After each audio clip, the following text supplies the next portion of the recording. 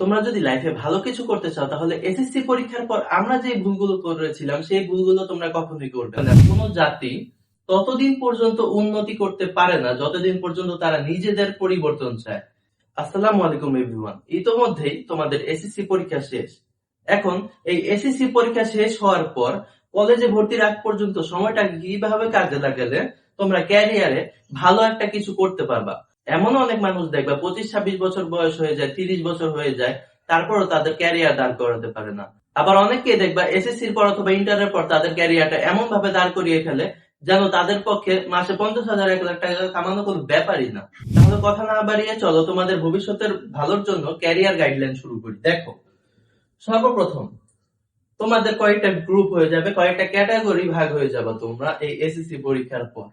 কিছু ক্যাটাগরি আছে সারাদিন বাসায় বসে থাকবে অথবা বেড়ানো ভালো, আত্মীয় স্বজনের বাসায় বেড়াবা, সব জায়গায় নিজের বাড়িতে গ্রামের বাড়িতে বেড়াবা, ঠিক আছে, তাদের জন্য আলাদা গাইডলাইন। কিন্তু যারা বাসায় একবারে বসে থাকতে চাও যে আরামে মুভি দেখবো, খেলাধুলায় কাটাবো, এই লাইফটা খেলাধুলায় কাটানোর জিনিস না। তুমি ধরো তুমি এই ক্যাটাগরিটার ভিতরে পড়লা যে নিজের গ্রামের বাড়ি অথবা তোমার যে স্থানীয় যে বাড়ি আছে, স্থানীয় বাড়ি, সেইখানে গেলাম, ঠিক আছে। যেমন তুমি ধরো ঢাকায় স্থানীয়, তুমি ঢাকায় থাকলা, তো এই টাইপের লোকদের জন্য একটা। আর আত্মীয়র বাড়ি যারা যাবা তাদের জন্য একটা। আর আরেকটা হচ্ছে যারা বাসায় থেকে ভালো কিছু করতে চাও, বাসায় থেকে ভালো কিছু করতে চাও। এখন দেখো, এই সময়টা তো সবারই ঘুরতে মন চায়, তাই না, বেড়াতে মন চায়। তো তুমি যারা আত্মীয়র বাসায় বেড়াতে গেলা তারা কি করবা? তারা তুমি চাইলে, দেখো আত্মীয়র বাসায় তুমি বেড়াইতে গেছো, চাইলে তুমি ট্রাভেল ব্লগিং, ধরো তোমার আত্মীয়র বাসার এলাকাটা অনেক সুন্দর, তুমি ট্রাভেল ব্লগিং শুরু করতে পারো, তাই না, ট্রাভেল ব্লগ শুরু করতে পারো। অথবা তুমি চাইলে ছোটখাটো ইউটিউবিং শুরু করতে পারো বা কন্টেন্ট ক্রিয়েশন শুরু করতে পারো। এখন এগুলা কিভাবে শিখবা? এইগুলার গাইডলাইন বাংলা ভাষায় ট্রাই করো না, এগুলার গাইডলাইন ইংলিশে অথবা হিন্দিতে অভাব নেই, ঠিক আছে। এরপর তাহলে তোমার এই বেড়ানোর মাঝামাঝি এই কাজটা যদি করো, কপাল ভালো হয়ে যাবে, অথবা তুমি যদি একদম কোয়ালিটিফুল কন্টেন্ট বানাইতে পারো আর ঠিকঠাক ভাবে এসইও করতে পারো, তাহলে তোমার ইনশাআল্লাহ তোমার চ্যানেল বা পেজ দাঁড়ায় যাবে। নিজের গ্রামের অথবা স্থানীয় তোমার যে বাড়ি আছে ওই বাড়িতে থাকলে কি করবা? ওই বাড়িতে থাকলে তুমি চাইলে যে এগুলা করতেই পারো, এই এই ক্যাটাগরিটা চুজ করতে পারো। তখন তুমি একটা কাজ করতে পারবা। দেখো, তোমার যে প্রফেশনাল, তোমার যে আইডিটা আছে একদম তোমার বার্থ সার্টিফিকেটের সাথে কিছুটা মিলে আইডিটা, আর তোমার হচ্ছে তোমার জন্ম তারিখ সবকিছু সেম রাখবা। রাখার পরে তোমার যে ফেসবুক আইডিটা, তোমার যে ফেসবুক আইডিটা এটা প্রফেশনাল মোড বানিয়ে নিবা, ঠিক আছে। এখানে আমি দেখলাম না, প্রফেশনাল মোড বানিয়ে নিবা।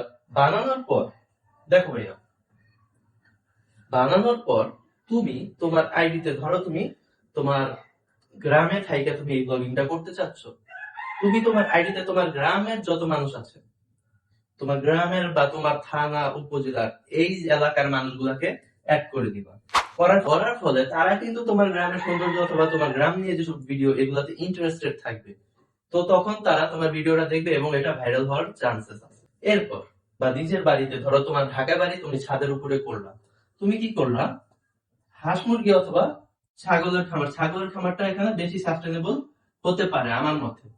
ছাগলের খামার করলাম, ছাগলের খামার কেন করবো এটা বুঝাচ্ছি। ধরো তুমি ভালো একটা ইনকাম জেনারেট করতে পারছো, চাচ্ছ যে আজ থেকে 2-3 বছর পর তোমার ইনকাম দরকার, তুমি কি করলা, তুমি আজকে 50,000 অথবা 1 লাখ টাকার ছাগল নিয়ে শুরু করলা, কাজটা একটু ভালোভাবে শিখে। তো 50,000 টাকার ছাগল নিয়ে যদি শুরু করো, তুমি যদি ভালোভাবে পরিচর্যা করতে পারো, ধরো তুমি গ্রামের কলেজে পড়লা, গ্রামের কলেজে পড়েও কিন্তু অনেকে ভালো ভালো বিশ্ববিদ্যালয়ে চান্স পাচ্ছে, ভালো ভালো জায়গায় যাচ্ছে, তাহলে তুমি গ্রামের কলেজে পড়লা প্রয়োজনে, পরে এই খামারটাকে যদি দাঁড় করাতে পারো, তুমি 50,000 টাকার ছাগল থাকলে তোমার এইচএসসি শেষ হওয়ার আগে তোমার 2 থেকে 3 লাখ টাকার ছাগল হয়ে যাবে। কারণ একটা ছাগল যে পরিমাণ বাচ্চা দেয়, 5টা 6টা 7টা করেও বাচ্চা হয় একটা ছাগলে। আবার যদি তুমি 1 লাখ টাকা খরচ করো, এটা তুমি 4-5 লাখে নিয়ে যেতে পারবা যদি আল্লাহ ভাগ্যে রাখে। এরপর যারা বাসায় থাকবা, তুমি চাইলে ফ্রিল্যান্সিং শিখতে পারো। আর আরেকটা ভুল কেউই করবা না, এই টাইমটাতে তোমরা অনেকে কি করো, পার্ট টাইম জব আছে 8 ঘন্টা 10 ঘন্টার, ওইগুলাতে ঢুকে পড়ো। যদি তোমার সংসারে একদম অভাব না থাকে, মোটামুটি চলার অ্যাবিলিটি থাকে, এই কাজটা করবা না। কারণ ওইখান থেকে তুমি এমন কিছু শিখতে পারবে না যেটা দিয়ে তুমি ভালো কোনো জব করবা, অথবা তুমি ভালো কোনো বিজনেস দাঁড় করাতে পারবা। যদি না ওইটা দেখো, তুমি ধরো তুমি এমন একটা জায়গায় একটা মোবাইলের শোরুমে কাজ করলা সাপোজ। এখন এই মোবাইলের শোরুম, তোমার কাছে যদি হাতে টাকা না থাকে, তুমি কিন্তু এত বড় একটা শোরুম দিতে পারবা না। তো ওইখানে কাজ শিখেও তোমার ফায়দা কম হবে। আর যদি তোমার মনে করো যে অতিরিক্ত টাকা থাকে, এটা আবার অনেকে করে কি, যেমন আমার কাছে 10 লাখ টাকা আছে, তো আমি একটা মোবাইলের ব্যবসা দিব, বা একটা বড় স্বপ্নের মতো একটা পাইকারি ব্যবসা দিব। তারা করতে পারো এটা, তারা এখানে কাজটা শিখে ব্যবসাটা ভালোভাবে বুঝে তারা এটা করতে পারো। আর এই ফ্রিল্যান্সিং তুমি চাইলে অনলাইনেও শিখতে পারো, অফলাইনেও শিখতে পারো। ভালো ভালো এমন অনেক প্রতিষ্ঠান আছে যারা এই ফ্রিল্যান্সিং শিখিয়ে অনেকেরই প্রতি বছর হাজার হাজার স্টুডেন্টদের ক্যারিয়ার গঠন করছে। আর এই রোডম্যাপ অনুযায়ী যদি কাজ করতে পারো ভাইয়া, চেষ্টা করতে পারো, আল্লাহ তাআলা বলেছেন কি, চেষ্টা ছাড়া কোনো জাতি সফল হয় না। কোনো জাতি ততদিন পর্যন্ত উন্নতি করতে পারে না যতদিন পর্যন্ত তারা নিজেদের পরিবর্তন চায়। তোমরা যদি এইভাবে ভালো করে চেষ্টা করতে পারো, এই 3 থেকে 4টা মাস, তোমরা ইনশাআল্লাহ আগামী 6 মাস, 1 বছর কিংবা এইচএসসির আগেই তোমাদের ক্যারিয়ার দাঁড় করিয়ে ফেলতে পারবা। আর তোমরা যখন ইন্টার উঠবে, তখন তোমাদের লেখাপড়ার গাইডলাইন অথবা ক্লাসের জন্য আমি ভাইয়া তোমাদের পাশে আছি। তাহলে আজকের মতো এখানেই বিদায় নিচ্ছি, দেখা হবে পরবর্তী কোনো ক্লাসে। আসসালামু আলাইকুম।